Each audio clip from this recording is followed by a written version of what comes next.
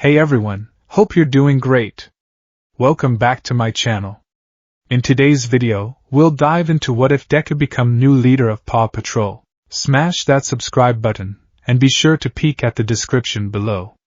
Let's begin. The sky over Muzurifu was the color of a bruised plum, heavy with the promise of rain and the lingering smoke of battle. Izuku Midoriya, hero named Deku, skidded across the asphalt, the soles of his iron-soled boots carving gouges into the street. He panted, the air wheezing slightly in his lungs, tasting of ozone and grit. Green lightning crackled around his body, a frantic, erratic storm that illuminated the darkened alleyway. "You're persistent, child," the villain sneered. He stood atop a pile of rubble, a lanky figure wrapped in a trench coat that seemed to shimmer like oil on water. This was Phase Shift, a villain who had been terrorizing the district for weeks with a quirk that allowed him to warp the spatial coordinates of anything he touched. But persistence is just a synonym for dying slowly. "I won't let you hurt anyone else," Izuku shouted, gritting his teeth. Danger sense flared at the base of his skull, a sharp, stinging needle of warning. "Then catch," Phase Shift laughed. He didn't aim for Izuku. He aimed for the civilian cowering behind a dumpster, a young woman clutching a briefcase, paralyzed by fear. A beam of distorted, violet energy erupted from the villain's palm, rippling through the air with a sound like tearing canvas. No, Izuku didn't think. He didn't strategize. The notebooks in his head, filled with tactics and countermeasures, fell silent. There was only the instinct that All Might had carved into his soul. Move. One for All surged from 5% to 45% in a heartbeat. The green lightning roared. Izuku kicked off the ground, the concrete shattering beneath the force, and launched himself into the path of the beam. Smash! He cried out, crossing his arms in an X formation to take the brunt of the impact. He expected pain. He expected the searing heat of a laser or the crushing weight of a kinetic blast. Instead, he felt absence. The violet light hit him, and the world simply dissolved. The sound of the city, the smell of rain, the gravity holding him to the earth, it all vanished. There was a sensation of being pulled through a straw, his body stretching into infinite ribbons of light, followed by a kaleidoscope of colors that burned his retinas. He tried to scream, but he had no mouth. He tried to reach out with Black Whip, but he had no arms. He was just a consciousness adrift in a turbulent sea of neon energy. And then, gravity returned with a vengeance. Thud. Izuku hit the ground face first. The impact wasn't concrete. It was soft, yielding, and smelled distinctly of freshly cut grass and marigolds. He groaned, rolling onto his back. His hero costume was scuffed, his gauntlets smoking slightly, but miraculously he felt unbroken. He blinked his eyes open, expecting to see the smoggy sky of the industrial district. Instead, he saw blue. A blue so vibrant, so perfectly saturated, it looked painted. Fluffy white clouds drifted lazily overhead, looking almost too perfect to be real. The air didn't smell like exhaust and rain, it smelled of sea salt, pine trees, and sunshine. Where am I?" Izuku mumbled, sitting up and rubbing his head. "Did the villain transport me? Is this a pocket dimension?" He scrambled to his feet, his eyes scanning the horizon. He wasn't in Muzurifu anymore. He wasn't even in Japan. He stood on a manicured lawn atop a high cliff. To his left, a towering silver structure gleamed in the sunlight. It looked like a high-tech observatory, with a massive glass window at the top and a slide spiraling down its side. To his right, a suspension bridge connected the cliff to a bustling, colorful town that looked like something out of a catalog for model trains. Everything was bright. Everything was clean. There was no trash on the streets, no graffiti on the walls, no brooding heroes perched on gargoyles. "Danger sense isn't triggering," Izuku muttered to himself, his hand going to his chin in his habitual mutterstorm stance. "Atmospheric pressure is normal. Gravity is standard Earth norm. Vegetation appears terrestrial, specifically Tagetes erecta, common marigolds. If Phase Shift's quirk is spatial displacement, he could have sent me across the globe. I need to find a phone. I need to contact Aizawa-sensei. I need to—" Whoa! The shout came from behind him. Izuku spun around, dropping into a combat stance, green sparks flickering around his fists. "Who's there? Show yourself!" something crashed into his legs. It wasn't an attack, it was a fumble. Izuku stumbled back as a blur of white and black spots tumbled past him, tripping over its own feet and rolling like a bowling ball until it crashed into a water bowl near the base of the tower. Clang! Splash! I'm okay! A voice chirped. Izuku blinked. He lowered his fists. Sitting in the spilled water, shaking his head to clear the dizziness, was a dog. A Dalmatian, to be precise. It was wearing a red vest and a red firefighter's helmet, and it had just spoken. Did? Izuku stared, his eyes widening to the size of saucers. Did that dog just talk? The Dalmatian shook its fur, spraying water everywhere, and looked up at Izuku with big, friendly blue eyes. Hi! I haven't seen you before. Did you come to play? I'm Marshall. Izuku took a step back, his brain short-circuiting. A talking dog. Is this a Nisa situation? Is this a mutation quirk? Or is this animal possession? I'm Deku, Izuku stammered. You can understand me? Sure can. Marshall wagged his tail. You look funny. Are those pajamas? They look like a superhero costume. Do you have a pup pack? Before Izuku could process the question, a siren blared. Not the terrifying air raid sirens of a villain attack, but a catchy, rhythmic alarm. Whoop whoop whoop. Hold it right there. A second dog emerged from the Silver Tower's base. This one was a German shepherd in a blue police uniform, complete with a specialized backpack. He marched up to Izuku with a stern expression, though his tail was stiff with tension rather than aggression. Identify yourself, the German shepherd barked, literally and figuratively. You are trespassing on private property. This is the lookout. I'm Chase, and I need to see some identification. Izuku stared at the dog. The dog stared at him. You're a police dog, Izuku said slowly. Affirmative, Chase said, puffing out his chest. And you're asking me for ID. That is standard procedure for unrecognized individuals in the vicinity of the lookout, Chase stated. He sniffed the air. You smell like ozone. And burning rubber.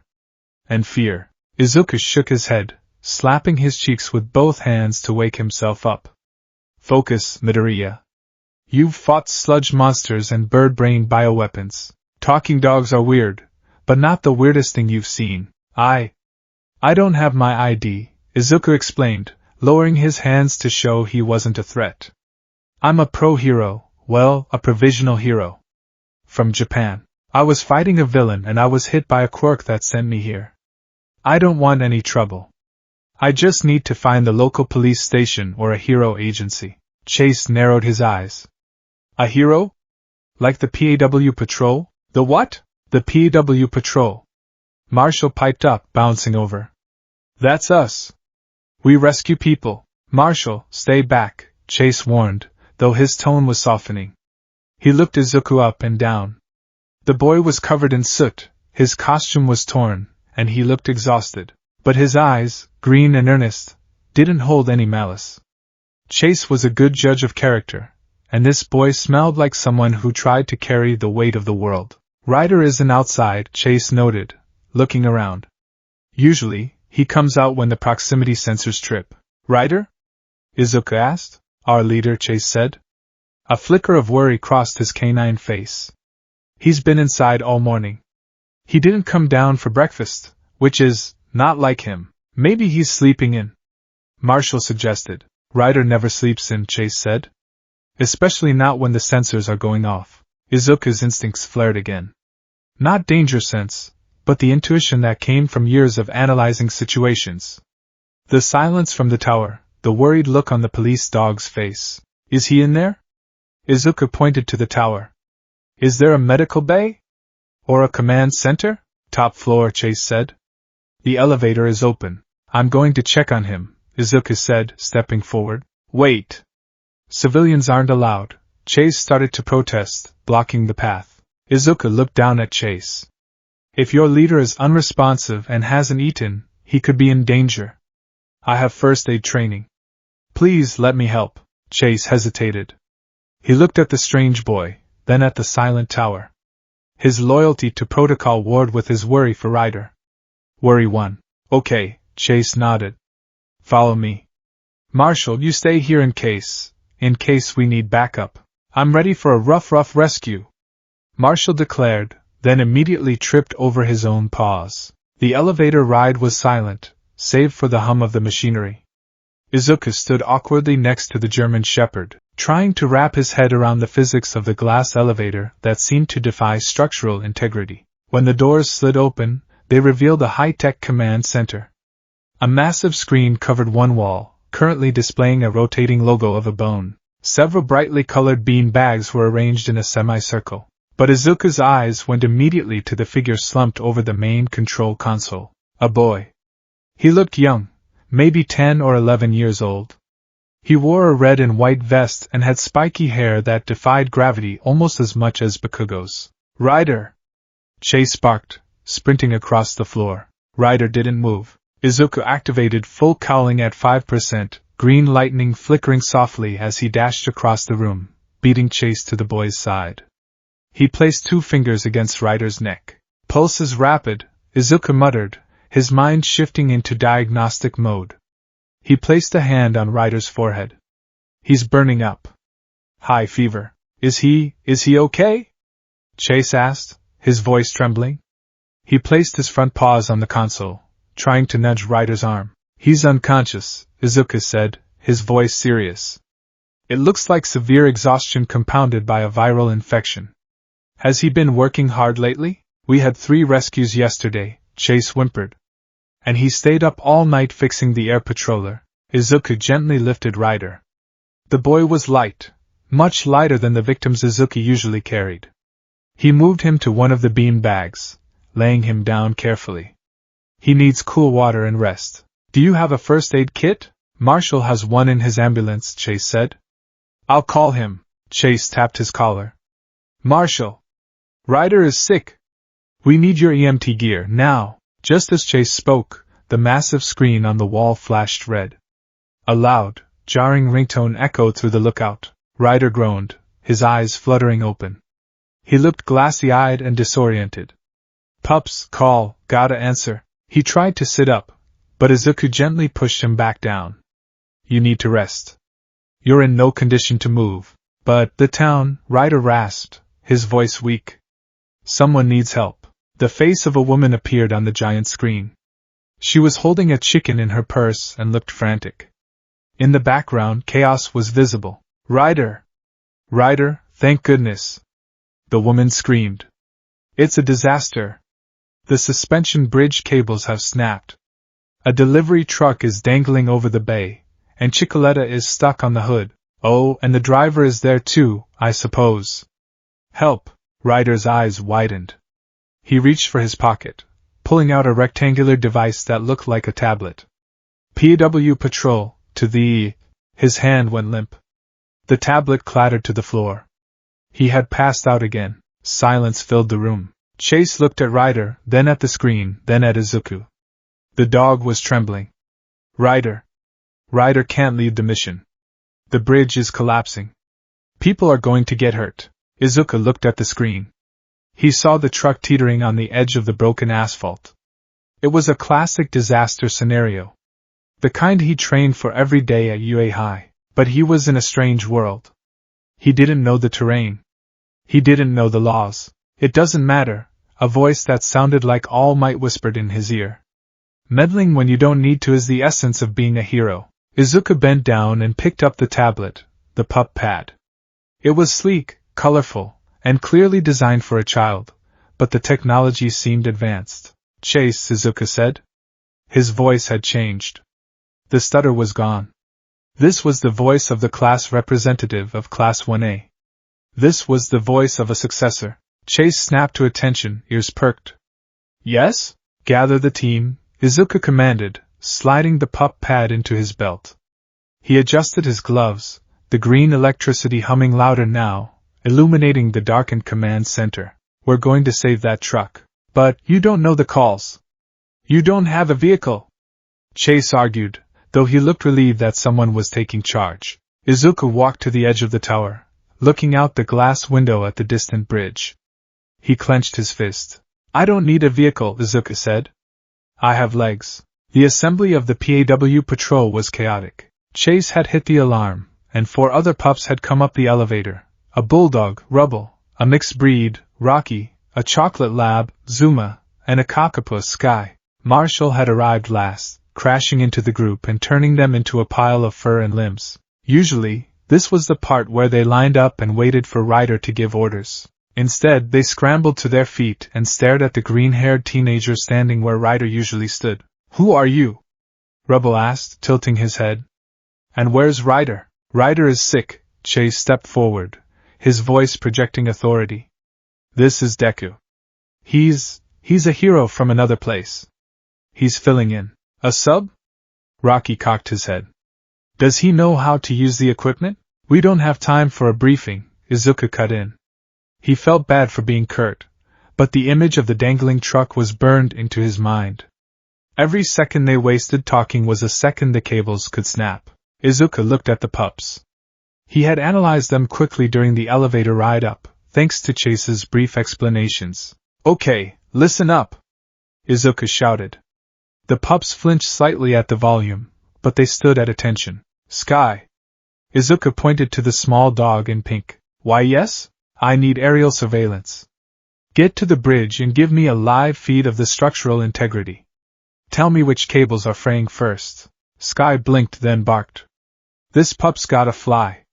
"Wait, did you say structural integrity? Just tell me what's breaking." "On it." She ran to the slide. "Chase, ready. I need crowd control.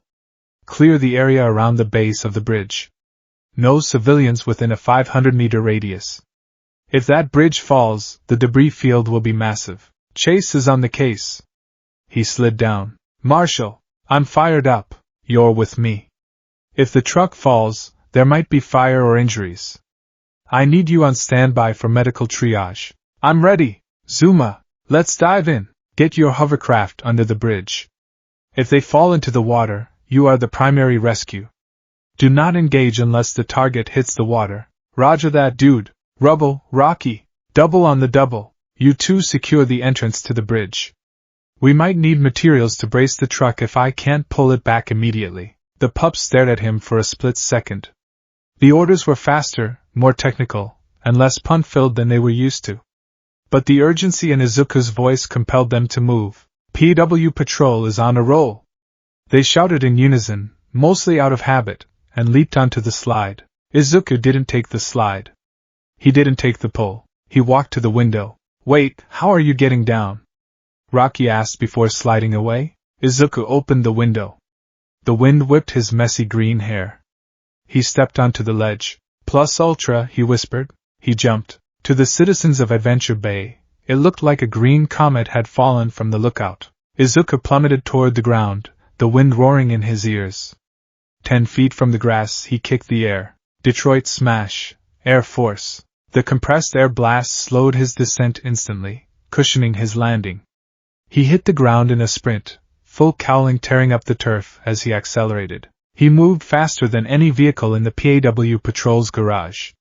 He was a blur of motion, leaping over fences, vaulting park benches, and sprinting down the main road toward the bay. Chase, driving his police cruiser with sirens wailing, saw a green streak pass him on the left. He's running?"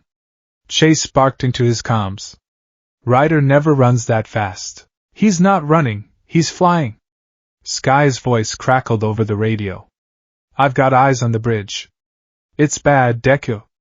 The main support cable is unwinding. It's got maybe 2 minutes before it snaps." Izuku tapped the earpiece he had borrowed from the console. "Sky, stay clear of the snapback zone." "I'm almost there." The bridge loomed ahead. It was a disaster. The suspension cables had whipped around like angry snakes, slashing the asphalt. In the center, a large delivery truck was teetering over the edge, its rear wheels spinning uselessly in the air. Mayor Goodway was standing near the police barricade, screaming, "Chicoletta! My precious purse chicken!" Izuku didn't stop to talk. He leaped over the barricade, ignoring the gasps of the crowd. "Hey! You can't go out there!" a police officer yelled. "I'm handling it!" Izuku shouted back. He reached the truck. It groaned, the metal screeching as it shifted another inch toward the abyss.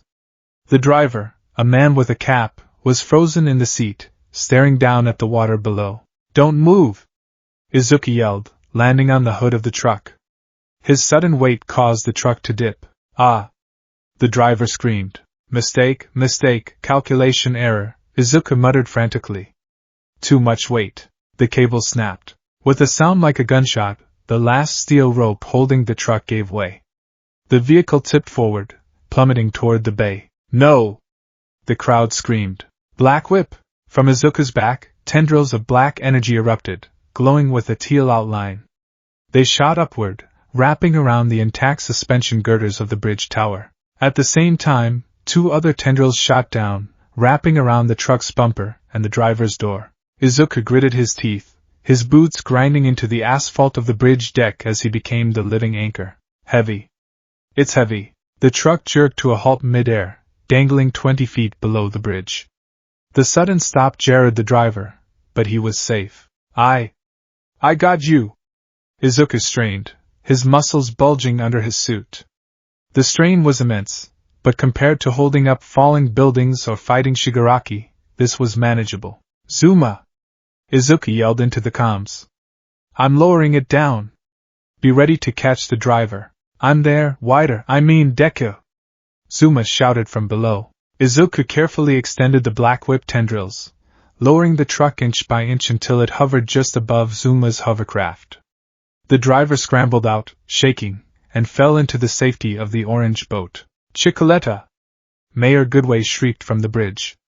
"She's still in the truck," Izuku sighed. "Of course she is." He retracted the whips, pulling himself slightly down toward the dangling truck. He could see the purse on the passenger seat. "Sky!" Izuku called. "Can you swoop in? The winds are too high for my copter near the pillars." Sky replied nervously. "Okay. I'll do it." Izuku released the bridge girder and let himself fall. The crowd gasped again. As he fell past the truck, he shot a black whip out, snagging the door handle. He swung inside the open cab, grabbed the purse, which clucked at him indignantly, and kicked off the dashboard. "Float!" His quirk shifted. Gravity released its hold on him. Izuku hovered in the air, holding the purse triumphantly. He slowly ascended back to the bridge deck, landing softly in front of the stunned Mayor Goodway. He handed her the purse. "Your chicken, ma'am," Izuku panted, wiping sweat from his brow. Mayor Goodway stared at him. She stared at the glowing lightning fading from his body. She stared at the black tendrils retracting into his skin. "Oh my," she whispered. You're very shiny." The PW patrol vehicles pulled up a moment later. Marshall jumped out, tripping over his hose, but scrambled up quickly. Chase ran to the edge, looking down at Zuma giving a thumbs up. "Did you see that?" Rubble whispered to Rocky. "He lifted a whole truck with his back tentacles." "They're energy constructs," Rocky corrected, adjusting his glasses, though his tail was wagging furiously. "That is scientifically improbable and totally awesome." Chase walked up to Izuku. The German shepherd looked at the bridge, then at the civilians cheering, then at Izuku. "You saved them," Chase said. "You didn't use a winch. You didn't use a net. You just grabbed it." Izuku looked at his hands. He was shaking slightly, the adrenaline wearing off. "It was sloppy. I almost tipped the truck when I landed on it. I didn't account for the fulcrum point. If I had used Black Whip from the start, I wouldn't have terrified the driver." Chase blinked. "You saved them, Deku. That's what matters." "But I can do better," Izuku said, pulling out a burnt notebook from his back pocket, miraculously surviving the dimension hop. He clicked a pen. "I need to analyze the structural density of this world's materials. The steel feels lighter. And the physics of that hovercraft." Marshall nudged Izuku's leg. "Hey, you're mumbling." Izuku froze. He blushed a deep red. "Sorry. Bad habit." "It's okay," Marshall giggled. "You're weird. But you're a good boy." Izuku smiled. It was the first genuine smile he had felt since the war started back home. "Thanks, Marshall." The sun was setting by the time they got back to the lookout. The truck had been towed, the bridge closed for repairs, and the mayor had given Izuku a basket of fruit as a thank you. Ryder was awake when they returned. He was sitting up in his bean bag, sipping a bowl of soup that Marshall had surprisingly managed not to spill. He looked pale, but the fever had broken. I saw the news feed, Ryder said, his voice raspy. The pups gathered around him, nuzzling his hands and face.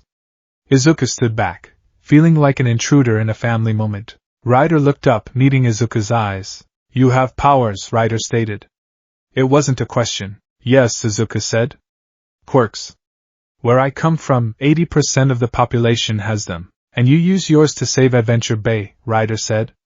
He smiled, a weak but genuine expression. Chase told me what you did. You took charge when I couldn't. I just did what had to be done, Izuku said humbly. But I don't know how to get home. The villain who sent me here, his quirk is unpredictable. It could be days, weeks, or even longer before I can find a way back. Ryder nodded slowly. He looked at the pups, then at the empty spot on his vest where his leader badge usually sat. I'm going to be out of commission for a while, Ryder said. The doctor said I need complete bed rest for at least a week. Maybe 2. He reached into his pocket and pulled out the pup pad. He held it out to Izuku. The pups need a leader, Deku. They need someone who understands what it means to be a hero. Someone who can think fast and act faster. Ryder, I can't. Izuku waved his hands frantically. I'm just a student. I don't know how to drive the Paw Patroller. I don't know the catchphrases. I tried to say Chase is on the roll earlier, and it felt wrong. It's Chase is on the case, Chase corrected gently. See? Izuku cried. Ryder laughed, then coughed. You'll learn. You analyzed the bridge situation in seconds. You coordinated the pups perfectly for a first try. You have the heart of a leader. Ryder pushed the pad into Izuku's hand. Until you find a way home, or until I'm better, you're in charge of the PAW patrol. Izuku looked down at the device. He looked at the expectant faces of Marshall, Chase, Sky, Rocky, Rubble, and Zuma. They weren't looking at him with suspicion anymore. They were looking at him with trust. He gripped the pad tightly. He remembered All Might pointing at him on the TV screen. Next, it's your turn. He didn't think All Might meant leading a team of rescue dogs in a Technicolor world, but a hero didn't choose the mission. The mission chose the hero. Okay, Izuku said, his expression hardening into determination. I'll do it. I'll protect Adventure Bay. Great. Marshall barked. So, do you know any belly rub techniques from your dimension? Izuku laughed. I'll add it to my analysis notes. As night fell over the lookout, Izuku sat by the window, opening a fresh page in his notebook. He wrote the title at the top, Hero Analysis, the PAW Patrol. Subject 1 Chase. German Shepherd. Leadership Potential, High. Quirk Equivalent, Super Sniffing and Megaphone Voice. He looked out at the town, the lights twinkling in the distance. Somewhere out there, he knew trouble was brewing. A villain named Mayor Humdinger was plotting. A dimensional rift was pulsating, but for now, the green hero of Adventure Bay was on the case. The sun rose over Adventure Bay with an aggressive cheerfulness that Izuku Midoriya was still trying to process. In Mizudafu, mornings were a blend of gray smog, the rumble of commuter trains, and the heavy atmosphere of a society holding its breath. Here, the morning announced itself with the chirping of birds that sounded suspiciously like they were auto-tuned and a golden light that made the dew on the grass look like scattered diamonds. Izuku was awake long before the sun, however. His body clock, honed by the brutal regimen of Yue Hai and the recent war, refused to let him sleep past 4 a.m. He had spent the first hour doing handstand push-ups against the metal legs of the lookout tower, his breath misting in the cool coastal air. 998. 999. 1000. He pushed off, flipping in midair to land silently on the manicured lawn. He wiped the sweat from his forehead with the back of his arm. He was wearing a spare gray t-shirt Ryder had lent him. It was a bit tight across the shoulders, and his torn hero pants. Danger sense is still dormant, he muttered to himself, pacing the perimeter of the lookout. One for All is humming at a steady baseline. No fluctuations in output. But the silence. He stopped and looked out over the bay. It was too quiet. No sirens. No distant explosions. No news helicopters. Just the gentle lap of waves against the bridge pilings he had saved yesterday. What ya doin'? Izuku jumped, instinctively activating full cowling for a split second. Green lightning flashed, illuminating the startled face of Rubble, the English bulldog. Whoa!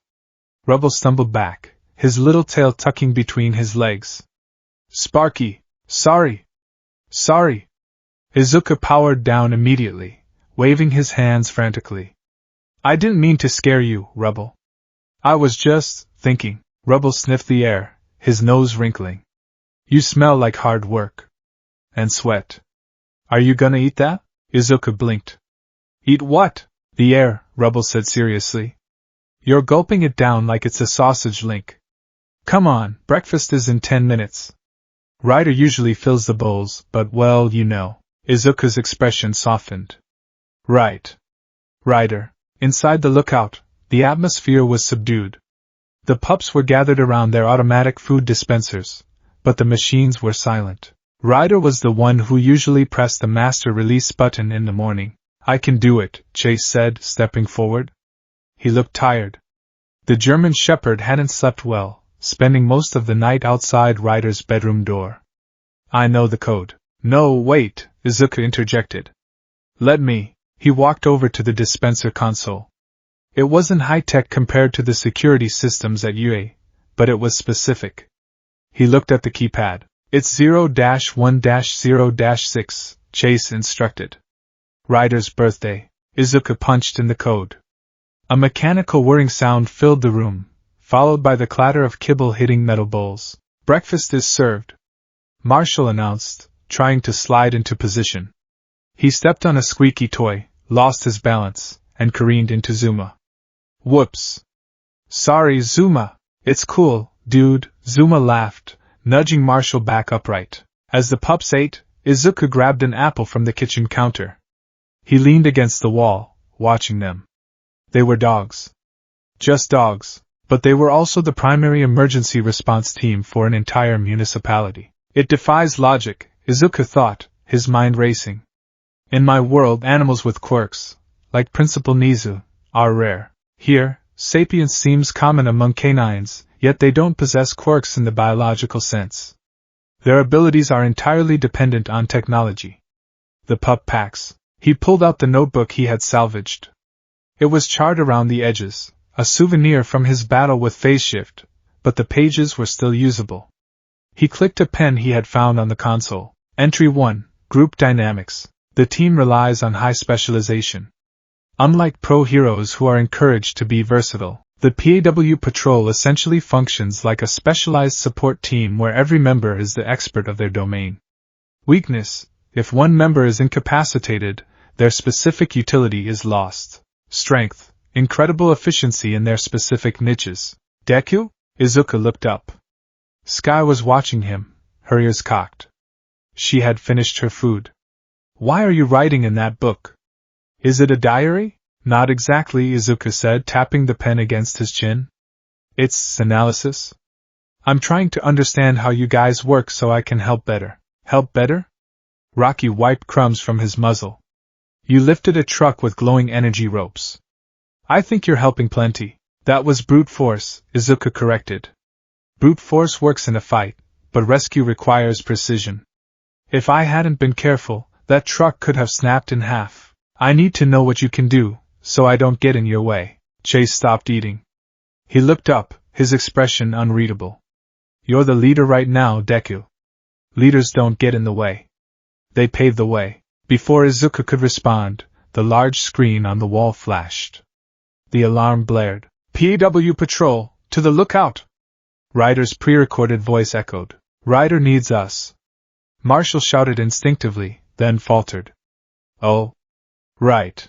Old habits, Zuma muttered. We still have a job to do, Izuku said, straightening up. He felt a familiar weight settle on his shoulders. The weight of responsibility. Everyone, to the elevator. The elevator ride up was usually the time for jokes and Marshall's wipeouts. Today, it was silent. Marshall stood carefully in the corner, trying hard not to trip. As they reached the top, the pups jumped out and lined up in formation. Chase took the lead spot. PAW Patrol ready for action, Ryder, sir. Chase barked, then his ears drooped. He looked at the empty spot where Ryder usually stood. He looked at Izuku, who was standing awkwardly by the big screen. Ready for action, Deku. Izuku cleared his throat. He felt ridiculous. He was wearing tattered hero gear and standing in front of 6 puppies. But the alert on the screen was real. Thanks, Chase, Izuku said. He tapped the console, bringing up the video feed. A man in a hard hat and orange vest appeared. He was covered in dust. This was Engineer Steve. Ryder.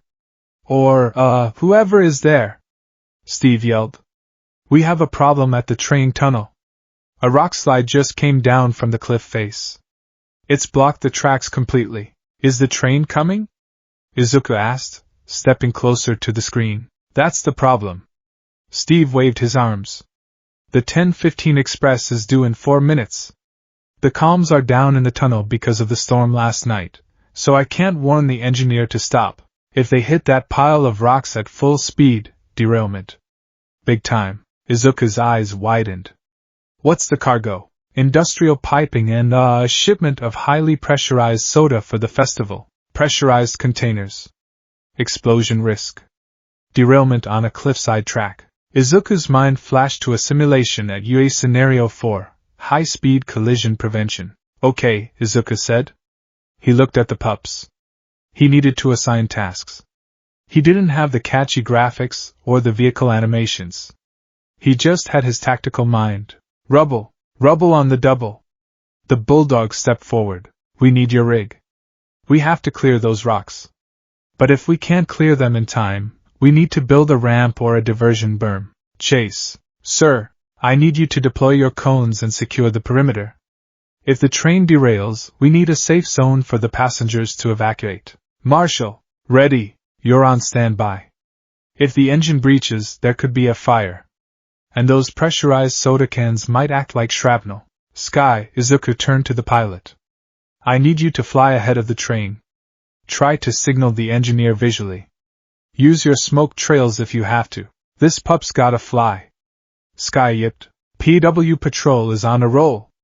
Izuku shouted. He felt a little silly saying it, but the pups seemed to energize at the words. They ran for the slide. Wait. Izuku realized something. I don't have a vehicle. Ryder's ATV is in the garage, Chase yelled back before disappearing down the slide.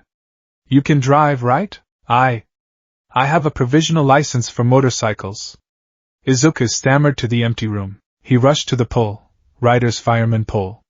He grabbed it and slid down. It was surprisingly fast. He landed in the garage just as the pups were deploying. He ran to the red and white ATV. He hopped on, turned the key, and revved the engine. It's just like a scooter, he told himself. Just a very high-tech, all-terrain scooter. The drive to the train tunnel was a blur of motion. Izuku rode alongside Chase's cruiser, his green hair whipping in the wind. He kept checking the time on the pup pad. 2 minutes. They arrived at the tunnel entrance. It was bad. A massive pile of granite boulders, some as big as cars, completely blocked the track. Rubble, start digging. Izuku ordered, jumping off the ATV before it even fully stopped. Rubble engaged his yellow construction rig. The shovel scooped up a medium-sized rock. I'm digging as fast as I can, Deku. But these are heavy. Izuku watched the speed of the shovel. It was mechanical. It had limits. Too slow, Izuku analyzed. At this rate, it will take 10 minutes to clear the track. The train is here in 90 seconds. A whistle blew in the distance. The train was coming. Sky, report. Izuku tapped his earpiece. I can see the train. Sky's voice was high-pitched with panic. I'm waving, but the engineer isn't looking. He's drinking coffee. He can't see me through the glare of the windshield. He's not stopping, Izuku muttered. He looked at the rocks. He looked at Rubble's rig, straining against a large boulder. If I let them handle this, the train crashes. People get hurt. The image of the hospital back home flashed in his mind. The image of Gran Torino. The image of the devastation Shigaraki caused because heroes weren't fast enough. I have to be faster. Rubble, move! Izuku shouted. Huh! Rubble paused. Clear the area? Everyone back. Izuku didn't wait for them to comply. He sprinted toward the rock pile. One for all, full cowling. 20%. The green lightning surged, crackling loudly, making the fur on the pup's neck stand up. Izuku leaped into the air, cocking his right leg back. He focused the power into the heel of his iron boot. Manchester. Smash! He brought his leg down on the center of the largest boulder, the keystone holding the pile together. Crack boom! The impact was deafening. The boulder didn't just break, it exploded. The force of the kick sent a shockwave through the pile, shattering the granite into gravel and dust. Stones flew outward like shrapnel. The track was cleared instantly, but the force of the blow didn't stop there. The shockwave rippled through the ground. To the right of the tracks, an old wooden water tower stood on shaky legs. The vibration from Izuku's smash sheared the rusted bolts at the base. "Look out!" Chase screamed. The water tower groaned and toppled over, crashing across the parallel set of tracks, the ones the train wasn't on, but the splash of thousands of gallons of water washed out the ballast under the main line. The rails the train was about to drive on were now hanging in midair, suspended over a muddy slurry. "Oh no!" Izuku gasped, the lightning fading. I cleared the rocks, but the tracks are unstable," Rocky yelled, jumping out of his truck. "The weight of the train will snap them." The train whistle was loud now. It was rounding the bend. "We have to brace it." Izuku panicked. He looked at his hands. "I can hold it up." "No!" Chase barked. He jumped in front of Izuku. "You'll derail it if you grab it wrong. It's moving too fast." "Rocky, do you have the quick-dry cement?" "Affirmative." Rocky barked. "Rubble, I need gravel from the pile Deku made." "Marshall, I need water to mix." "On it." Marshall deployed his water cannons. "Go, go, go!" Chase commanded, taking charge while Izuku stood frozen. The pups moved like a machine. Rubble scooped the shattered gravel Izuku had created and dumped it into the washout. Rocky sprayed a stream of gray sludge from his truck, quick-setting polymer cement. Marshall added the water. In 10 seconds, they created a makeshift concrete foundation under the hanging rails. "It needs to set," Rocky yelled. 5 seconds. The train roared out of the tunnel. The engineer finally looked up, spitting out his coffee as he saw the construction vehicles. He slammed on the brakes, sparks flying, but the momentum carried the train forward. It hit the patch of repaired track. The track groaned. The fresh cement sagged slightly. But it held. The train screeched to a halt, the cowcatcher mere inches from where Izuku was standing. Silence descended on the canyon. The engineer poked his head out. "What in tarnation? Was there a rock slide?" "Yes," Chase stepped forward, adjusting his police cap. "But the PAW patrol handled it." "Please proceed with caution, sir." "Well, I'll be," the engineer muttered. "Thanks, pups." The train chugged away slowly. Izuku let out a breath he didn't know he was holding. We did it." He turned to the pups with a smile. "Great job, He stopped. The pups weren't smiling. Rubble was shaking dust off his fur. Marshall was checking a dent in his ambulance where a piece of flying rock from Izuku's smash had hit it. Chase was staring at the fallen water tower. "Deku," Chase said, his voice low. "We need to talk." The ride back to the lookout was uncomfortable.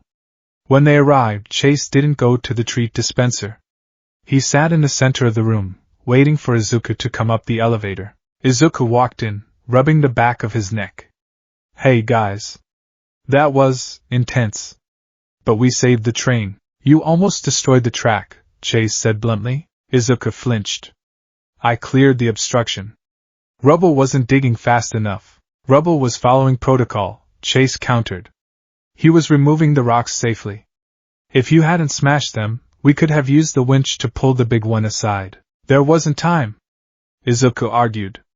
"Calculations showed impact in 90 seconds. So you panic-smashed it?" Chase stood up. "Look at the monitor, Deku." Chase hit a button with his paw.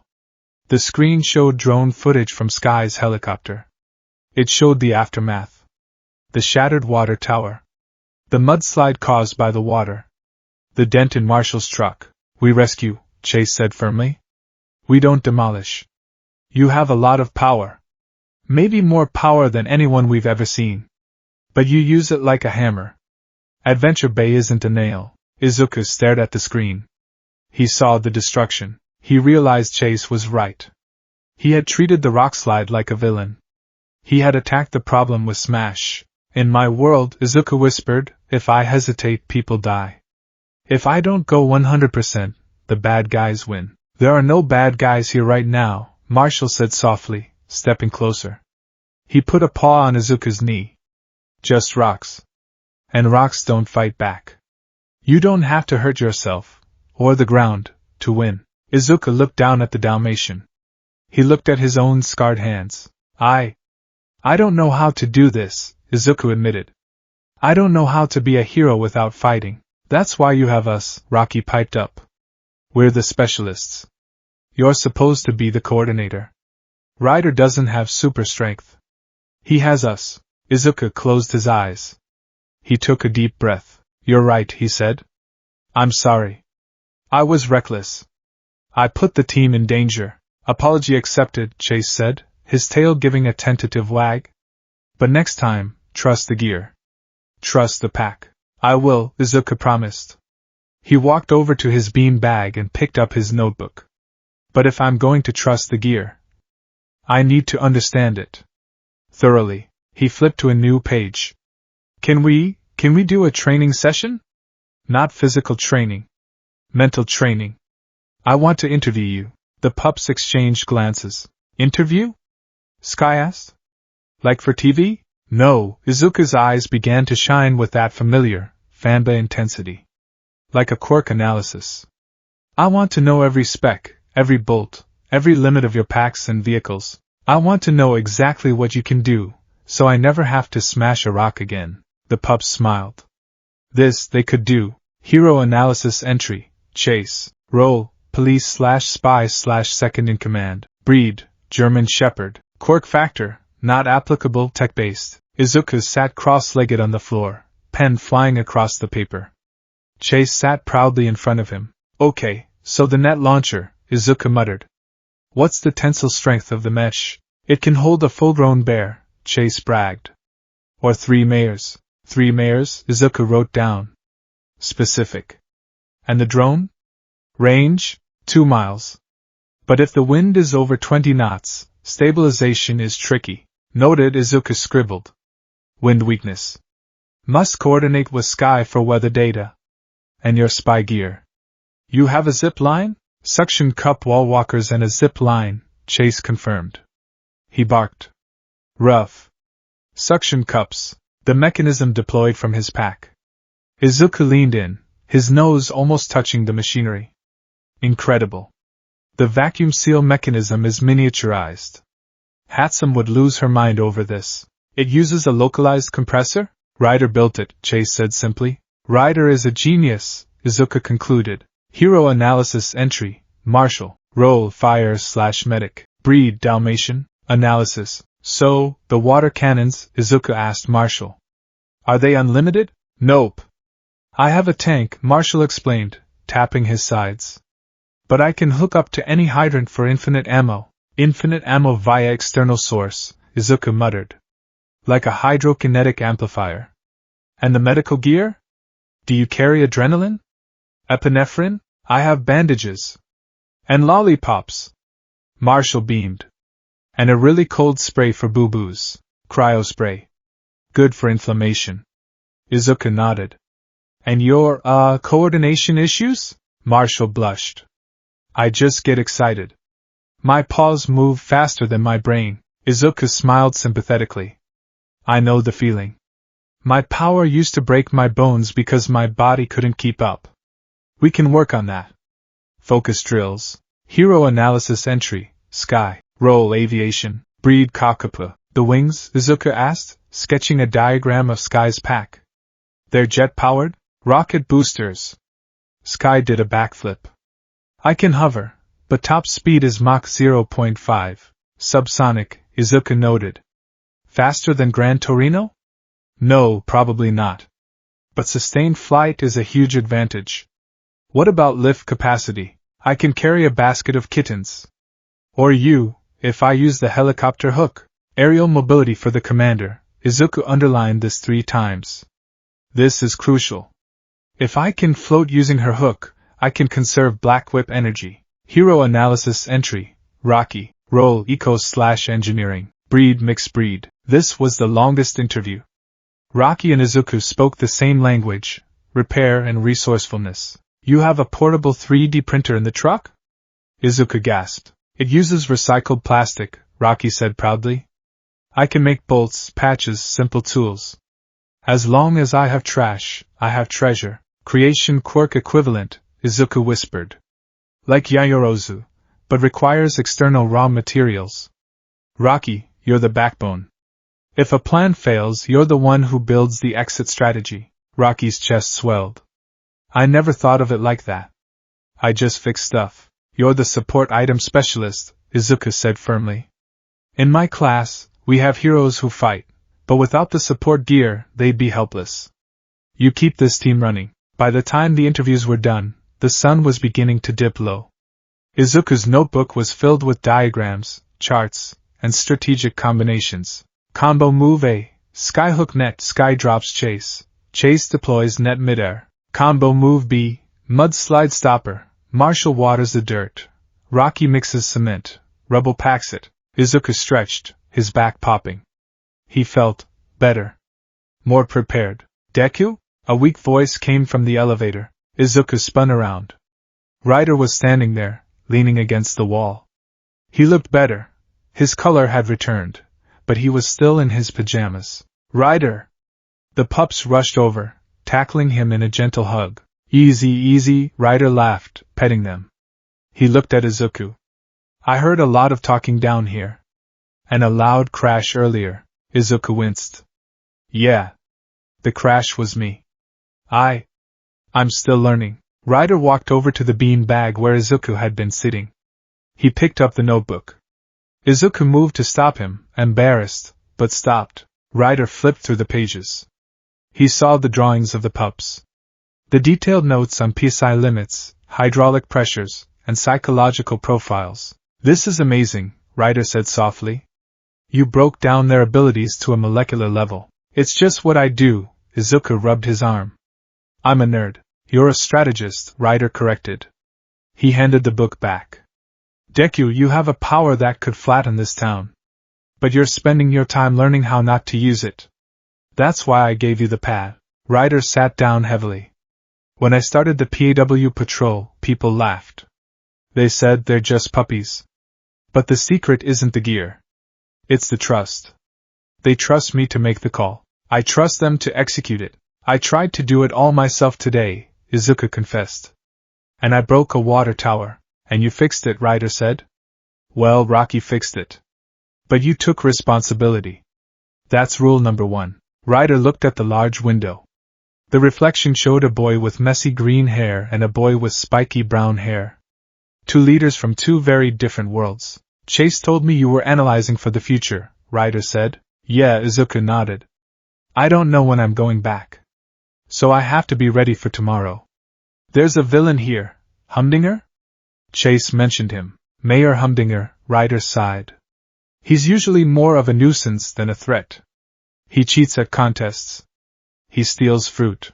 In my experience, Izuku said darkly, his eyes shadowing, nuisances can become threats very quickly if they get their hands on power they don't understand. He thought of the quirk residue that had brought him here.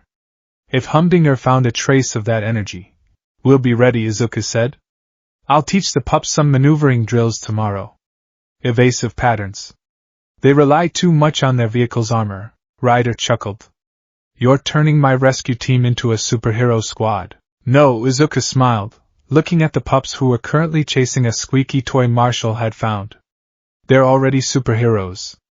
I'm just helping them go plus ultra. Plus what?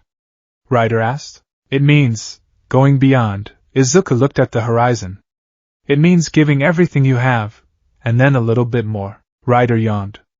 Well, right now, I'm going plus ultra back to bed. Keep an eye on them, Deku. I will. As Ryder went back up the elevator, Izuku walked to the glass doors. He placed his hand on the pane. He was stuck in a world of talking dogs and bright colors. But as he looked at his notebook, filled with the potential of his new friends, he didn't feel lost anymore. He felt like a teacher. All might. Is this what you felt when you looked at me? Izuku smiled. Okay, pups, he whispered. Tomorrow, we start real training. Outside, in the shadows of Foggy Bottom, a purple cat sneezed. Mayor Humdinger held up a glowing, jagged crystal he had found in a crater, the crater where a green boy had fallen from the sky. Ooh, Humdinger grinned, his mustache twitching. Shiny. I wonder what this does. The crystal pulsed with a familiar green and red light. Adventure Bay was about to get a lot more dangerous. And Izuku Midoriya was just getting started. The alarm clock in Izuku Midoriya's head went off at 4:30 a.m., sharp. He rolled out of the makeshift bed Ryder had set up for him in the corner of the lookout's lounge. The room was bathed in the soft, ambient glow of the equipment lights. Through the glass walls, the sky was a deep, velvety indigo, the stars slowly fading as the sun threatened to breach the horizon of Adventure Bay. Izuku sat up, stretching his arms. His joints popped, a symphony of cracks that echoed in the silent room. He looked at his hands. The scars ran deep, a map of every time he had shattered himself to save someone else. Day 2, he whispered to himself. Yesterday had been reactive. He had saved the bridge and the train, but he had done it on instinct, treating the situations like villain attacks rather than rescue operations. He had almost destroyed the train tracks in his haste. Today, he told himself, would be different. Today, he would be proactive. He would train the team. He would bring the efficiency of UA High to the PAW Patrol. He grabbed his notebook, Hero Analysis, PAW Patrol Edition, and marched to the elevator. Time to go plus ultra, he muttered. Is it supposed to be this early? Rubble's voice was thick with sleep. The English bulldog was sitting on the lawn, his eyes half closed, swaying slightly. Beside him, Marshall was literally asleep standing up, his head resting on Zuma's shoulder. Even Chase, usually the picture of discipline, was stifling a massive yawn, his police cap slightly askew. Izuku stood in front of them, wearing his scuffed gym clothes. He was vibrating with energy, doing high knees in place while he spoke. Heroes don't wait for the sun, everyone. Izuku announced, his voice carrying across the lawn. Villains, or disasters, don't care if you're tired. Eternal vigilance is the price of peace. Rocky adjusted his glasses, blinking groggily. But we're pups. We need 14 hours of sleep for proper growth development. It's biology. We can sleep when the citizens are safe. Izuku countered, clapping his hands together. Okay. I've analyzed your performance yesterday. Your reaction times are good, but your mobility without vehicles is lacking. What happens if your rig breaks down? What happens if the terrain is impassable? The pups exchanged confused glances. We call Ryder to fix it? Sky suggested. Ryder is down, Izuku reminded them gently but firmly. I'm here. And in my experience, gear fails. Costumes rip. Support items break. The only thing you can truly rely on is your own body and your team. He pointed to the obstacle course Ryder had built for them. It was a fun collection of tires, low hurdles, and a balance beam. We're going to run the course, Izuku said. But we're going to do it without gear. And we're going to do it with weights. Weights? Rubble whined. Like heavy snacks? Izuku walked over to a pile of sandbags he had dragged out of the garage earlier. I've prepared specialized resistance training. Rocky, since you're mixed breed, you have good stamina. You take 2 bags. Rubble, you have a low center of gravity and high muscle density, you take 3. He started strapping small sandbags to the confused pups. This feels heavy, Marshall said, wobbling. He took a step, tripped over a sandbag, rolled 3 feet, and ended up tangled in Sky's legs. I'm okay. Focus, Marshall. Izuku encouraged. Proprioception. Know where your limbs are in space. Chase stepped forward, trying to look authoritative despite the sandbag strapped to his back. Deku, we usually just do a warm-up stretch and a pup-up boogie. The boogie is good for morale, Izuku conceded, jotting something down in his notebook. But today we build core strength. Ready? Go! The next hour was chaotic. Izuku ran alongside them, shouting encouragement that sounded more like military drills. Keep your tails up. Engage your glutes. Plus ultra, Rubble. You can lift that. Rubble was, in fact, not lifting it. He was dragging the sandbag while making sad whimpering noises.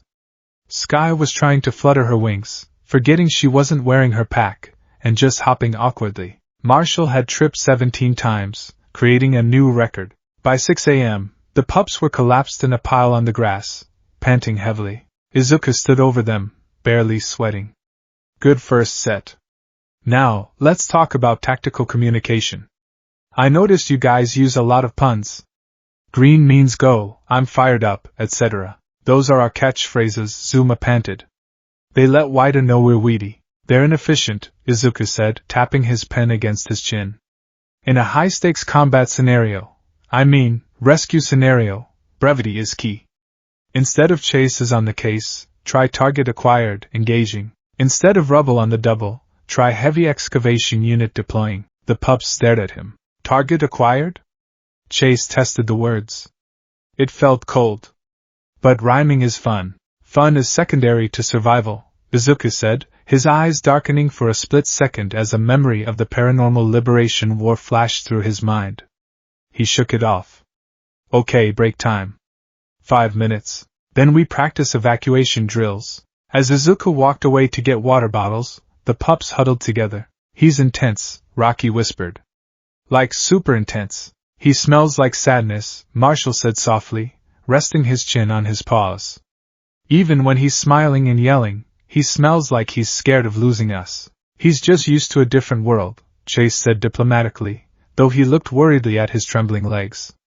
We have to try. Ryder chose him. We have to be good pups. I just want breakfast, Rubble moaned. My tummy is speaking a language of its own, and it's not brevity. Meanwhile, in the gloomy, mist-shrouded caves of Foggy Bottom, Mayor Humdinger was having a very different morning. Oh, look at it shine! Humdinger cackled, holding the jagged crystal up to the light of a lantern. He was standing in his secret lair, which was really just a damp cave filled with stolen beach chairs and a purple velvet throne. The Catastrophe crew, 6 kittens dressed in identical outfits to the PAW patrol, were prowling around his feet, batting at shadows. Humdinger had found the crystal the previous evening in a small crater near the beach. It wasn't a rock. It hummed. It pulsed with a strange, rhythmic energy that felt like static electricity. It was a fragment of the dimensional rift that had brought Izuku here, a solidified shard of one for all's chaotic discharge mixed with the villain's warping energy. It's warm, Humdinger mused. And tingly. I bet this is what makes that green boy so strong. If I can harness this, I could be the mayor of everything. Mayor of the moon. Mayor of muscles. He poked the crystal. Zap.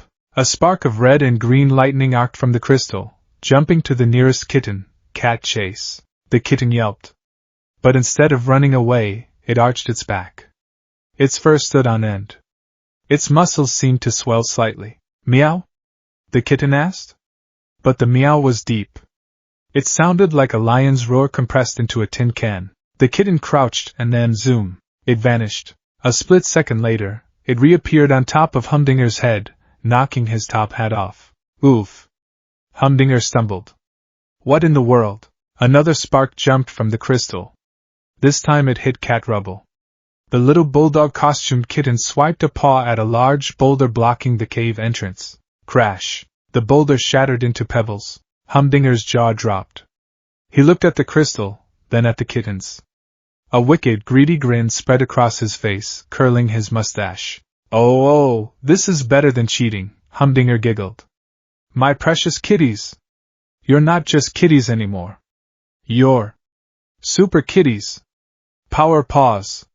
The catastrophic titans. He grabbed the crystal, shoving it into the pocket of his purple coat.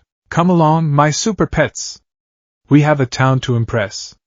And by impress I mean, take over. But first, let's test these powers out. I feel like Farmer Yumi has some excellent apples that need liberating. Back at the lookout, the training had moved indoors. Izuku stood at the main control console. This was his biggest hurdle. The physical stuff he could handle. But this console was designed with a user interface that baffled him.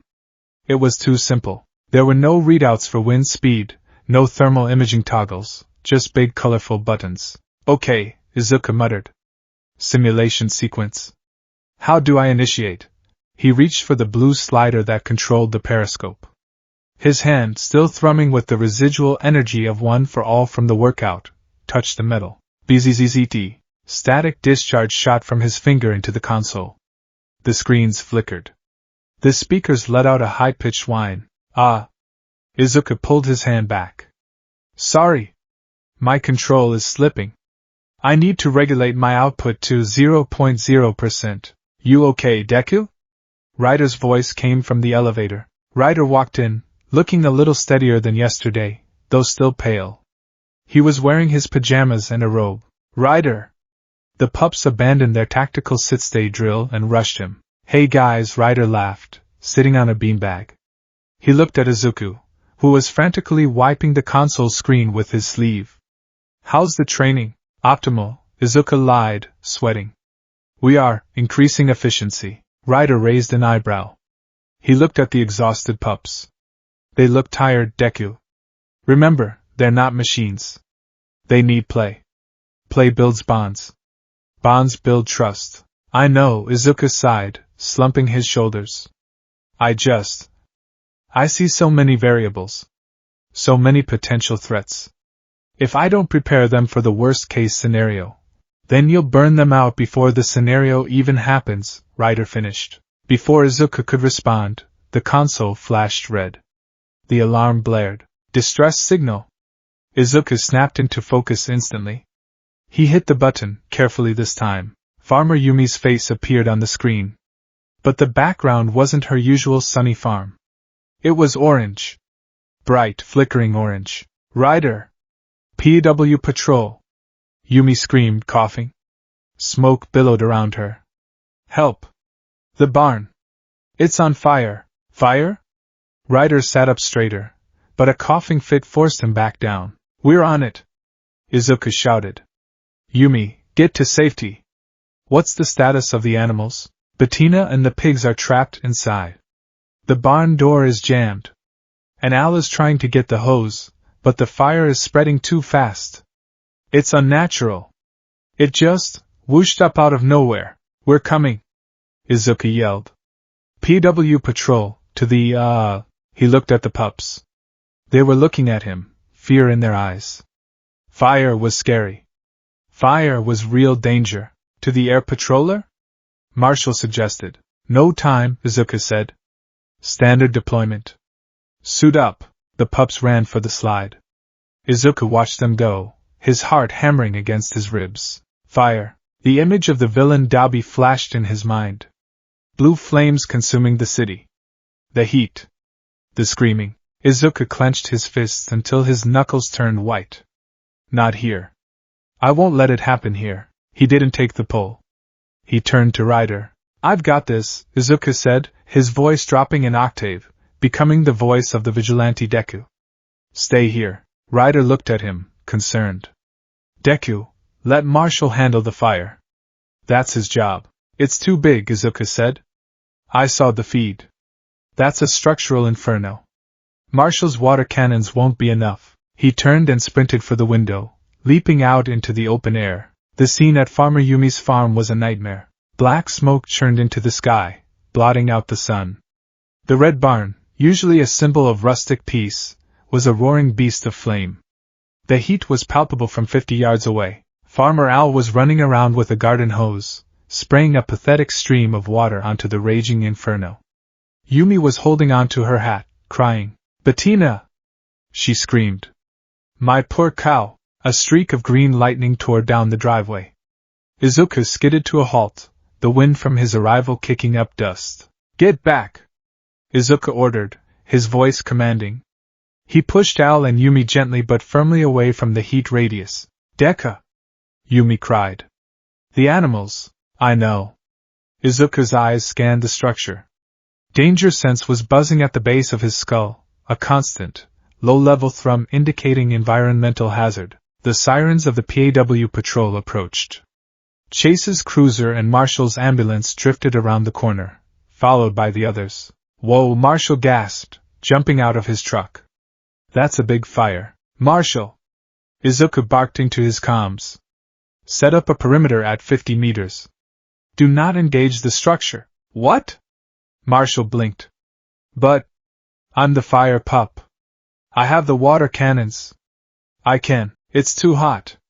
Izuku interrupted, panic bleeding into his tone. The roof is unstable. If you get close, it could collapse on you. Stay back and dampen the grass so it doesn't spread to the house. But Marshall looked at his water launchers. He wanted to help. This was his purpose. That is a direct order. Izuku yelled, the stress causing his voice to crack. Rocky, Rubble, help Marshall with the perimeter. Chase, crowd control. Keep everyone back. Roger, Chase said slowly, looking at Marshall's crushed expression. Izuku turned back to the barn. He could hear the panic lowing of the cow inside. I have to go in. He pulled his cowl up over his nose to filter the smoke. One for all, full cowling. 30%. Green energy wrapped around him. He kicked the ground, launching himself straight through the wall of fire and into the barn. Inside, it was an oven. The air was searing. Burning hay filled the loft. Beams were groaning as the wood turned to charcoal. Bettina! Izuku called out. He saw the cow huddled in the corner, terrified. The pigs were squealing in their pen nearby. The barn door was blocked by a fallen beam. Black Whip! Dark tendrils shot from his back, wrapping around the pigs and lifting them gently. Izuku scooped Bettina up in his arms, using 5% strength to lift the heavy animal like she was a feather. Hold on, he muttered. A piece of the ceiling gave way, crashing down right where he had been standing a second ago. Izuku dodged with superhuman reflexes, shielding the animals with his own body. He leaped through the hole in the roof, landing in the field outside with a heavy thud. He set the animals down. They're safe. Yumi cheered, running over. But the fire wasn't done. The flames were licking higher, reaching toward the grain silo next to the barn. If the silo caught, the dust inside would explode. The silo! Al yelled. It's gonna blow! Marshall revved his engine. I can reach the silo from here. Let me. No! Izuku shouted. It's too slow. The convection current is feeding the flames. Izuku looked at the fire. He treated it like an enemy. He needed to snuff it out. He needed a massive displacement of air to starve the oxygen. He jumped into the air, hovering high above the burning barn. I have to end this now, Izuku gritted his teeth. Before anyone gets hurt. He cocked his right arm back. He focused one for all into his fingers. Delaware. Smash! He flicked his fingers with 100% force. The air pressure cannon was immense. It wasn't a precision strike. It was a hurricane compressed into a bullet. The blast of wind hit the barn with the force of a bomb. Thwum! The fire didn't stand a chance. The massive gust of wind blew the flames out instantly, starving them of oxygen and scattering the smoke. But the barn didn't stand a chance either. The roof, already weakened by the fire, was ripped clean off by the air pressure. The walls blew outward, splintering into wood chips. The silo groaned and dented, but held. Silence fell over the farm. Izuku landed softly in the grass. He stood up, panting, smoke rising from his gloves. Target, neutralized, he whispered. He turned around, expecting relief. Farmer Yumi was staring at the pile of rubble that used to be her barn. Her mouth was open. Farmer Owl was holding his hat against his chest. The animals were safe, yes. The fire was out, yes. But the destruction was absolute. Izuku looked at the pups. Marshall was standing by his truck, his water cannon limp at his side. He looked useless. Defeated. He kicked the dirt with a paw. Chase walked up to Izuku. The police dog didn't wag his tail. You put the fire out, Chase said. The silo was at risk, Izuku explained quickly, sensing the tension. I had to act fast. A standard water stream wouldn't have been fast enough to stop the thermal bridge. Marshall could have created a mist barrier, Chase said quietly. We've done it before. He cools the air while Rocky patches the leak. We work together. Izuku looked at Marshall. The Dalmatian wouldn't meet his eyes. I wanted to keep you safe, Izuku said, his voice trembling slightly. Fire is dangerous. You're small. If the roof collapsed on you, we're heroes too, Deku, Marshall whispered. I'm clumsy, I know. I trip a lot. But I'm good at this. Putting out fires is the one thing I'm really good at. And you didn't let me do it. Izuku felt like he had been punched in the gut. He looked at the wreckage of the barn. He had treated the situation like a battle against a villain, where collateral damage was acceptable to save lives. But this was a farm. This was someone's livelihood, and these were his teammates. Oh, Izuku breathed. Hey! A voice cackled from the nearby bushes. Mayor Humdinger stepped out, dusting off his purple coat. He was holding a basket of apples that looked suspiciously like the ones from Yumi's orchard. Behind him, the catastrophe crew were vibrating with strange energy. Well, Humdinger sneered. If it isn't the new leader. Nice remodeling job, Greenie. Very open concept. Humdinger! Chase barked. What are you doing here? Just enjoying the show. Humdinger grinned. And what a show! A leader who doesn't trust his own team? Delicious. Almost as delicious as these apples. One of the kittens, Cat Marshall, sneezed. A small burst of fire shot from its nose, scorching a patch of grass. Izuku's eyes widened. That kitten, it just breathed fire. Humdinger's eyes widened too. He hadn't meant to reveal that yet. Swamp gas. Weather balloon. Nothing to see here. Come along, kitties. Let's leave these amateurs to clean up their mess. The kittens zoomed away at blinding speed, Humdinger running after them. Did you see that? Rocky asked. That kitten moved faster than Zuma on a surfboard. We'll investigate later, Chase said, turning his back on the retreating villains. He looked at Izuku. Right now, we need to help Yumi clean up. Izuku nodded, feeling smaller than he ever had in his life. Right. Clean up. The cleanup was somber. Rocky used his claw arm to stack the salvageable wood. Rubble moved the heavy debris. Izuku tried to help, lifting heavy beams, but every time he did, he felt the heavy silence of the team. Marshall spent the whole time checking Bettina for burns, doing his job quietly, but his usual spark was gone. He didn't make any jokes. He didn't trip. He just worked. When they finally returned to the lookout, the sun was setting. Ryder was waiting for them. He took one look at their faces, and the soot-covered, guilty-looking Izuku, and knew something had gone wrong. Everybody, go get washed up, Ryder said gently. Dinner in 10. The pups trudged to the elevator. Izuku stayed behind. He stood before Ryder, his head bowed. I saved the animals, Izuku said. I know, Ryder said. I stopped the fire. I know. I destroyed the barn. And I made Marshall feel like he wasn't needed. Ryder sighed. He patted the beanbag next to him. Sit. Izuku sat. Deku, Ryder said softly. Why do you think I have 6 pups? Why not just one robot that does everything? Because specialization? Izuku guessed. Because no one can carry the world alone, Ryder said. Not even you. You're treating leadership like you have to be the shield for everyone. You stand in front, taking the hits. But a leader stands with them. Sometimes, a leader stands behind them. Ryder pulled up a photo on his pad. It was a picture of Marshall, beaming with pride, spraying water on a burning hay bale from a few months ago. Marshall is the clumsiest pup I know, Ryder smiled. But when he has that hose in his hand, he's the bravest firefighter in the world. Today, you took that away from him because you were afraid. I am afraid, Izuku admitted, tears pricking his eyes. In my world, people die. Friends get hurt. I have this power, this curse, that makes me responsible for everyone. If I let Marshall get close, and he got hurt, I couldn't live with it. This isn't your world, Ryder said firmly. And these aren't civilians. They're the PW Patrol. If you don't trust them to do their jobs, they aren't a team. They're just pets. Izuku wiped his eyes. I messed up. You did, Ryder agreed. So, how are you going to fix it? You're the leader. What's the plan? Izuku thought for a long moment. He thought about the training. He thought about the fire. He thought about Humdinger's superpowered kittens. I have to stop trying to be All Might, Izuku whispered. I have to be Ryder. Or I have to be Deku the partner. He stood up.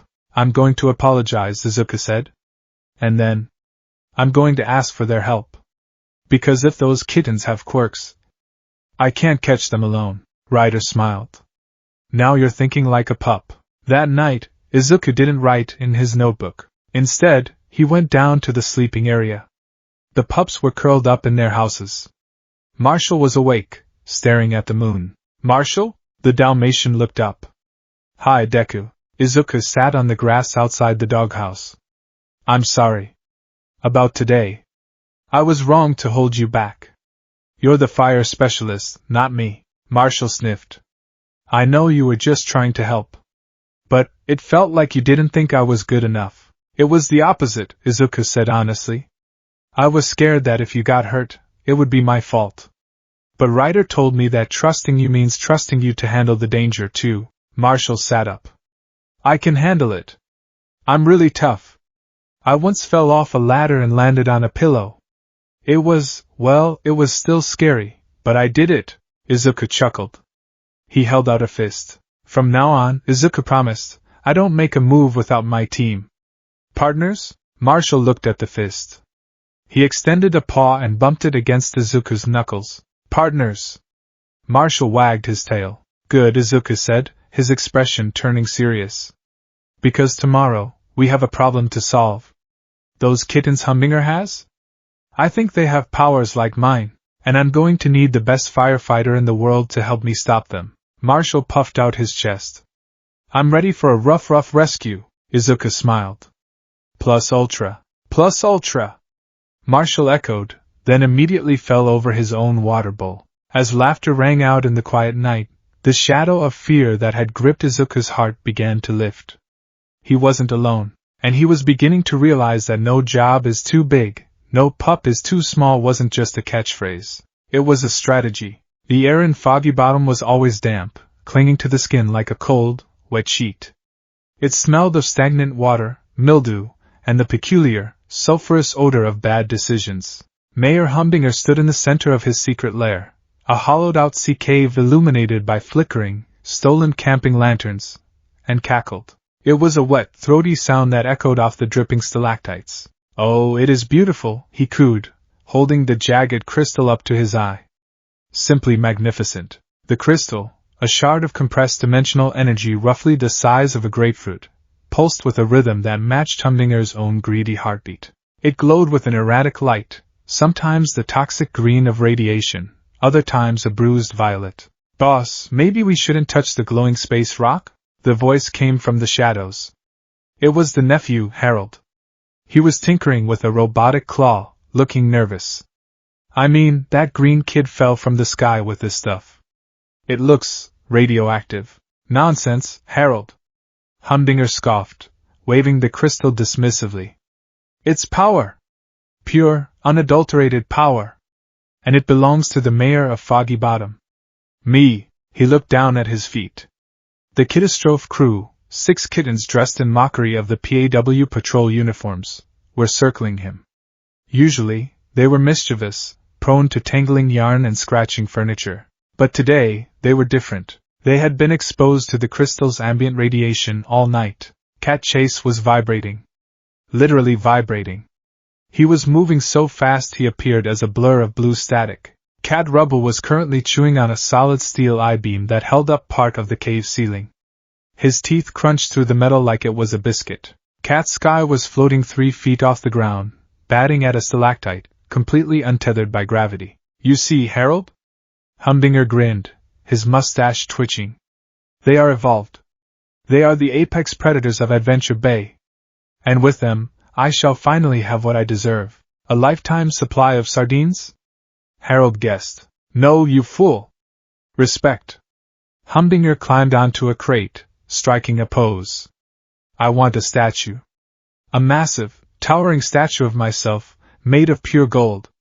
Or, well, gold is expensive. Let's say, gold-painted metal. Yes. A metal colossus that will overshadow that ridiculous lookout tower. He pointed the crystal at the kittens. A spark of red lightning arced from the stone, connecting to the collars of the cats. Their eyes glowed with an eerie luminescence. Go, my pretties! Humdinger commanded, sweeping his arm toward the cave entrance. Adventure Bay is full of metal. Street lamps. Cars. Playground slides. Bring it all to me. I shall build the Humdinger Titan, and everyone will bow before its shininess. The kittens didn't meow. They let out a collective, harmonic sound that sounded like a choir of banshees. Zoom. In a split second, they were gone.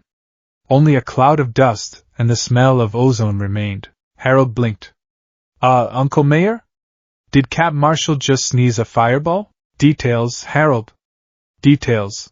Izuku Midoriya sat on the edge of the lookout's balcony, his legs dangling over the precipice. The morning sun was bright, but Izuku's mood was clouded. His notebook lay open on his lap, the pages fluttering in the sea breeze. He wasn't writing. He was staring at the charred entry from the previous day. Subject, Marshall. Event, barn fire. Result, structural loss. Moral failure. He sighed, the sound heavy in his chest. I tried to protect them, he whispered to the wind. But I made them feel small. Below him, on the grassy lawn, the pups were playing. Or rather, they were trying to play. The energy was forced. Marshall was chasing a butterfly, but he wasn't tripping. He was moving carefully, checking his surroundings constantly. Rubble was napping, but his ears were twitching, alert for danger. They were walking on eggshells. Because of him. Deku? Izuku turned. Ryder was standing behind him, leaning on a crutch. The boy leader looked better today, color in his cheeks, eyes clear, but he was still physically weak. Ryder, Izuku scrambled to his feet. You shouldn't be standing too long. The doctor said. I'm fine, Ryder smiled gently. He joined Izuku at the railing. I saw you watching them. They're quiet, Izuku admitted. They're waiting, Ryder corrected. They're waiting for their leader to give them the green light. To tell them that they're capable. Izuku gripped the railing. I know. I promised I'd trust them. But that crystal energy I felt yesterday. The kitten. It had a quirk, Ryder. A real quirk. If Humdinger has found a way to weaponize the dimensional residue. He looked at his scarred hands. In my world, there are villains who can decay cities with a touch. Villains who can rip muscles apart. If those kittens have even a fraction of that power, a net launcher isn't going to stop them. A water cannon won't protect Marshall. So you're going to sideline them again?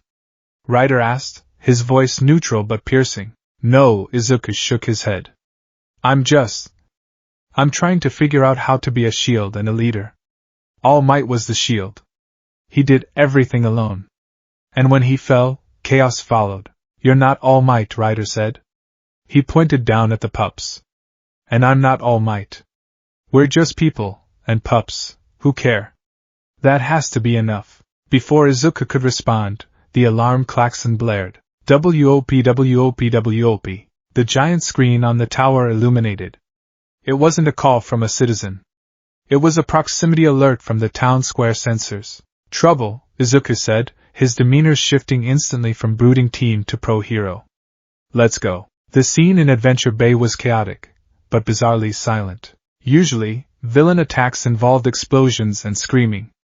This attack involved the sound of screeching metal and the confusing sight of public infrastructure vanishing into thin air. Izuku rode on the back of Chase's police cruiser, his eyes scanning the environment. Danger sense was buzzing like an angry hornet, but the source was moving too fast to pinpoint. Status report. Izuku barked into his comms. I don't know, Deku. Chase replied, his voice tight. The lamp posts on Main Street are just gone. They were sheared off at the base. Look! Sky called from her helicopter above. By the statue of great-grandfather Grover. Izuku looked up. The bronze statue of the town's founder was vibrating. Suddenly, a blur of gray fur shot out from the bushes. It was Cat Rocky. The kitten raised a paw. A wave of magnetic energy, visible as purple ripples, erupted from the small creature.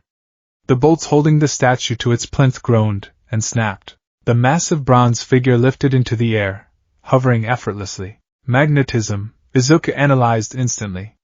Telekinetic manipulation of ferrous metals. Range approximately 10 meters. It's stealing the great-grandfather. Mayor Goodway shrieked from the sidewalk, clutching Chicoletta. Oh, the indignity! Not on my watch! Chase yelled. Megaphone! Stop right there! Chase, wait! Izuku warned, but Chase had already deployed his net launcher. Net! The heavy mesh net fired toward the floating statue and the kitten. From the rooftops, a blur of pink dived down. Cat sky. She didn't fly with wings, she simply manipulated her own gravity. She intercepted the net in midair, spun like a drill, and shredded the heavy rope mesh with claws that glowed with red energy. What? Chase gasped. That net is reinforced nylon. They've been upgraded. Izuku grit his teeth. Full cowling, 10%. He leaped from the back of the cruiser, green lightning crackling. He aimed for the magnetic kitten. If he could knock it out, the statue would fall. Manchester smash. Izuku brought his leg down in an axe kick. But just before he connected, the air shimmered. Cat Chase appeared. The blue-suited kitten was moving so fast he was invisible to the naked eye. He slammed into Izuku's chest with the force of a cannonball. Oof. Izuku was knocked backward, skidding across the pavement. He gasped for air, clutching his ribs. That wasn't just speed, he realized, eyes widening. That was kinetic booster. Like a clock. Or ingenium. The kittens regrouped around the floating statue. Cat Rocky meowed, and the bronze figure shot off toward Foggy Bottom like a missile. The kittens followed, a blur of multicolored streaks. They're getting away! Zuma yelled, revving his hovercraft on the dry pavement. After them! Rubble shouted. No! Izuku screamed. The shout was so loud, so filled with raw command, that the pups froze. Their vehicles screeched to a halt. Izuku stood up, dusting off his pants. He watched the retreating villains. He calculated the speed. He calculated the durability of the pups' vehicles. Do not pursue, Izuku ordered, his voice trembling. That's an order. Return to the lookout. But Deku! Marshall stepped out of his ambulance. They stole the statue. We can catch them. You can't, Izuku snapped. He turned to face them, his eyes desperate. Did you see that? The speed? The strength? That kitten tore through a net that holds bears. If that kitten hit your truck, Marshall, it would crumple like paper. If Cat Chase hit you, you'd be broken. Silence descended on the street. The citizens of Adventure Bay watched, confused. The heroes were arguing. We have armor, Rocky said quietly. We have shielding. It's not enough. Izuku yelled, throwing his hands up. You don't understand. You aren't built for this. This is quirk combat. This is war. Go back to the lookout. I'll figure this out myself. He turned his back on them. He activated full cowling and leaped onto a rooftop, sprinting away toward Foggy Bottom alone. The pups watched him go. Chase looked at his torn net lying on the ground. He looked at the empty pedestal where the statue used to be. He doesn't trust us, Chase whispered. His ears drooped flat against his head. He thinks we're weak, Rubble whimpered. Maybe we are, Sky said, her voice small. She landed her helicopter, the rotors spinning down with a melancholy whine. Against that? I felt like a fly. Chase looked at the ground. A single tear tracked through his fur. Ryder never left us behind. Izuku didn't find them. By the time he reached the outskirts of Foggy Bottom, the kittens had vanished into the labyrinth of caves. The mist messed with his vision, and the damp rock walls scrambled his danger sense with false echoes. He spent 2 hours searching, punching through rock walls, scanning for heat signatures, but found nothing. Humdinger was hiding well. Defeated, exhausted, and feeling a gnawing pit of guilt in his stomach, Izuku returned to the lookout as the sun began to dip. The atmosphere in the tower was suffocating. There was no barking. No playing. The pups were lying on their respective beanbags. The TV was off. Ryder was asleep in his room upstairs, the medication making him drowsy. Izuku walked into the main room. He was covered in mud and sweat. I lost them, he said into the silence. No one responded. Rocky was staring at a piece of scrap metal, but he wasn't building anything. Marshall was curled into a tight ball, facing the wall. Izuku felt a surge of frustration. Why don't they understand? I'm keeping them alive. Guys, Izuku said, trying to keep his voice steady. I know you're upset. But you have to understand the threat level. Those kittens are dangerous. Tactical withdrawal was the only logical option. Chase stood up. The German shepherd didn't look like a puppy anymore. He walked over to Izuku, his gait stiff, his eyes hard. "We aren't soldiers," Deku, Chase said. "I know," Izuku nodded. "That's why. But we aren't civilians either," Chase interrupted. A low growl rumbled in his throat, not of aggression, but of deep, wounded pride. "We are the PAW Patrol." "Do you know what that means?" "It means you rescue people," Izuku said. "It means we serve," Chase corrected. "It means we have a purpose. Every morning, we wake up knowing that we are the ones who stand between Adventure Bay and disaster. It's not just a job. It's who we are." Chase took a step closer. "When you tell us to stay back, when you tell us we're too weak, you aren't protecting us. You're taking away our reason for existing." Izuku blinked. I just don't want you to get hurt." "We get hurt," Marshall shouted from his beanbag, startling everyone.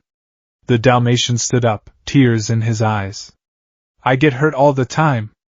I crash. I burn my paws. I get stung by bees, but I do it because if I don't, someone else gets hurt worse." Marshall walked over to stand beside Chase. "Ryder trusts us to take the hits," Marshall said. "Why don't you?" Izuku looked at them. He looked at Rocky, who was nodding.